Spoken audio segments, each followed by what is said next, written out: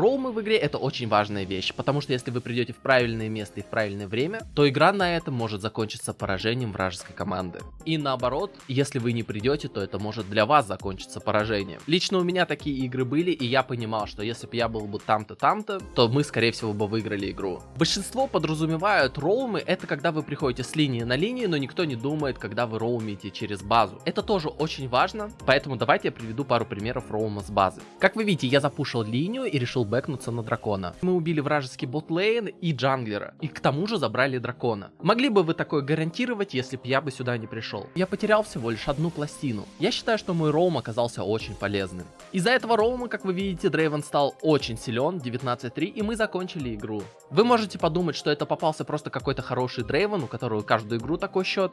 Но если мы посмотрим на этого Дрейвена, то мы всего лишь увидим, что он дважды смог оторваться так далеко. И то второй раз у него намного больше смертей. И как раз еще одно сегодня видео я сделаю на эту тему, почему у него тут 3, а тут 8. То, что у него так мало смертей, это тоже моя заслуга. Это был хороший пример роума с топа. Тут самое главное запушить линию, так вы потеряете как можно меньше пластин на топе и как можно меньше миньонов. Соответственно, экспу голду. Прийти на объект и просто численным преимуществом выиграть его. Ничего сложного. Точно такой же роум можно сделать и на миде. Вы запушиваете линию, бэкаетесь, и не обязательно должен быть дракон. Вы можете это сделать без дракона. Самое главное, чтобы вражеские чемпионы зашли поглубже. И тогда вы можете их наказать. И также нужно понимать, что ваш чемпион должен быть сильный на лайн стадии. Даже если вы никого не убьете на боте, то скорее всего враги потеряют флеши, игнайт, экзосты и все такое. То есть ваш союзный бот получит какое-то преимущество. А вы за это потеряете не так уж и много миньонов. Максимум 1-1,5 волны. Также, когда вы возвращаетесь на линию, будьте аккуратны, чтобы вас не поймал вражеский лесник или вражеский мидер. Поэтому, если у вас нету тут вардов, которые вы должны были поставить перед тем, как уйти на базу, и не уверены, где вражеский лесник и где вражеский мидер, вы можете, так сказать, сейф-путь, то есть очень долгий, но зато вас никто не убьет. Единственная опасность это может быть вот в этом кусте могут по вам сыграть. Также такие роумы лучше всего синхронизировать с вашим лесником. То есть, если вы видите, что ваш лесник идет на бот, то вы еще больше хотите его зароумить. Но если вы понимаете на полпути, что ваш роум был бесполезен, вы просто разворачиваетесь и идете на свой мид. Также помните, что когда вы роумите, должно быть численное преимущество. То есть, если умер ваш союзный AD-керри или саппорт, то вы должны такое гангать только с лесником, чтобы было 3 на 2. То есть, численные преимущества это самое главное. И помните, что когда вы роумите с базы, у этого роума есть два плюса. Они супер неожиданные, и второе, они более безопасны, когда вы идете к линии. Потому что в вашем лесу, скорее всего, нету вражеского джанглера. И как вы знаете, риоты сейчас выдают ключи на ковбой Виктора. И если вы хотите получить такой себе скин,